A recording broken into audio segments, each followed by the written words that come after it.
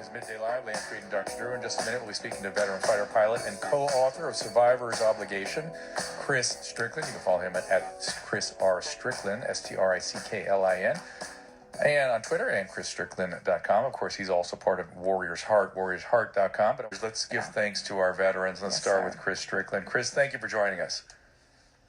Thanks, sir. I appreciate you having us on today. So, Chris, you also had a near-death experience. We were talking to your co-author a few minutes ago with an F-16 ejection during a demonstration in 2003. Is that right? Boy. That is correct. 25.25 seconds from liftoff to explosion. Oh boy. What happened? What happened? Like many aviation mishaps, it points back to pilot error. It was my fault. There were a lot of contributing factors that went into that, but ultimately its responsibility resides with me as a pilot. I didn't have enough altitude to finish the maneuver in front of about 85,000 people there.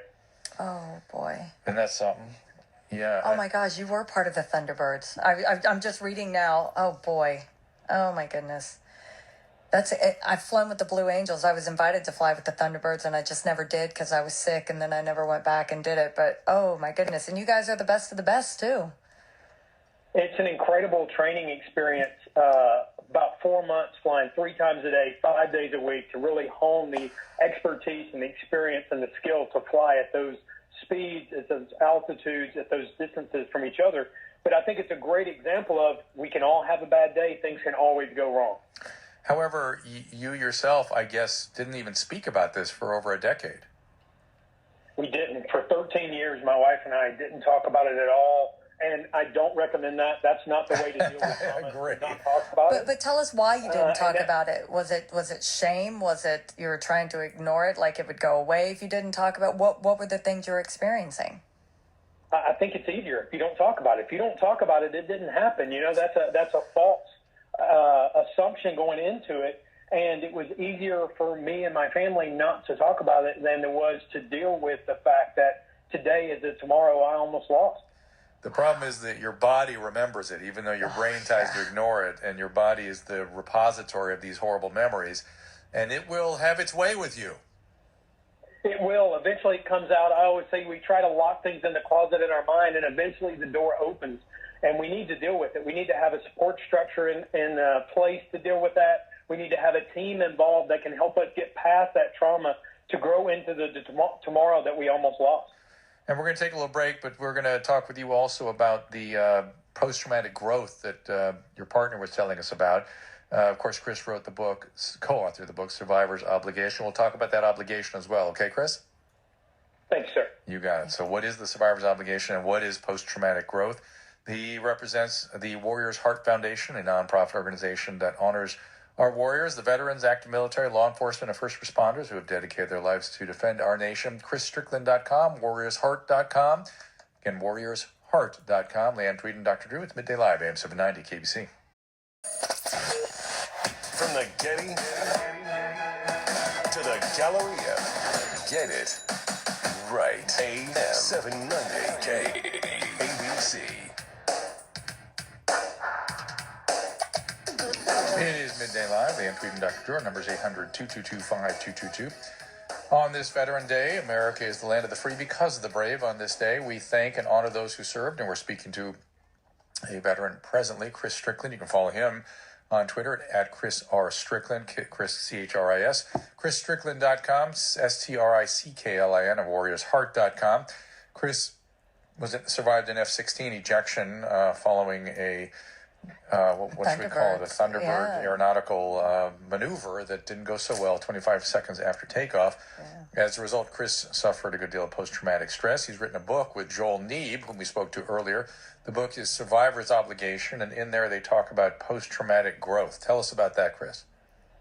Well, thank you very much. Post-traumatic growth, as we focus on this book, it's not about why I crashed. It's about why I survived and how it impacted my life. And as Joel and I partnered up to help each other get through our traumatic experiences, what we found is the low points of our life actually launched us into a higher point because the way we were focusing on that growth going forward. And we want to create a community of survivors like ourselves. You don't have to survive an ejection or stage 4 cancer. We all have trauma in our life. And together, when you have a network that can support you, it's about the appreciation going forward and how we grow our lives. That is what post-traumatic growth is.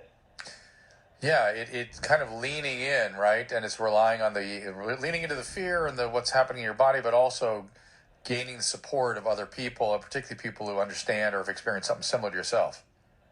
It really is. You really have to let down those walls and open up to talk to other people. You have to take risk and face those fears every day to grow beyond that traumatic experience, as opposed to just talking about it, relishing in it, and not growing from it.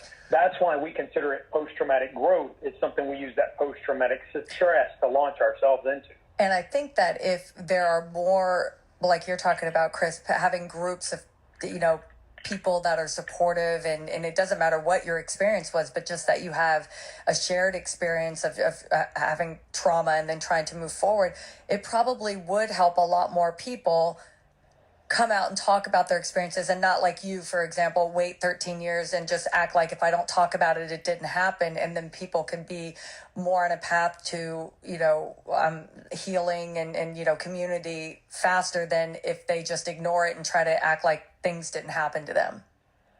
That's exactly it. And what Joel and I have found is since the book came out, we have had people open up to us and say, because we were exposed in ourselves and letting down our walls and talking about our trauma, it empowered them to talk about theirs. So every morning we text each other with the lessons we have learned from other people on the day prior, because you need that support network, whether it's an amazing wife like mine, a great peer like Joel. We have to help each other and find each other the network to get us through that trauma.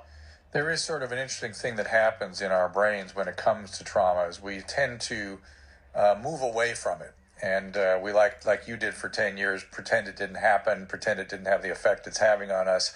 And people develop almost a pathological fear that readdressing the trauma will be so shattering that it overwhelms you, when in fact, dealing with the trauma in tolerable doses is how you actually get over it.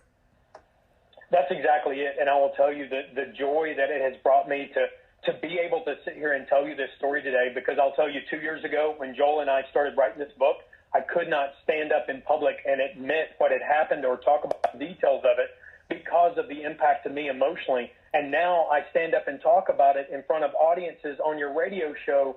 And every time I tell the story, it gets less emotional and it gets more to be in my past and what I grew from, and not just the thing that I was avoiding. Well, Chris, we appreciate you spending some time with us. We appreciate your service on this Veterans Day. We appreciate the book, Survivor's Obligation. I'm sure you can get it wherever books are sold, Amazon, etc. Yeah. And thank you for the work with Warrior's Heart. That's right. And thank your family for their service, too. Thank you very much for having this devotion to veterans on this day of all. Thank you, Chris. Again, Warrior's Heart is a nonprofit, honors our warriors, veterans, active military, law enforcement, and first responders who've dedicated their lives to defend our nation. WarriorsHeart.com. You can be a part of the process right there. That's the Ann Frieden. I'm Dr. Drew. It's Midday Live, AM 790 KBC.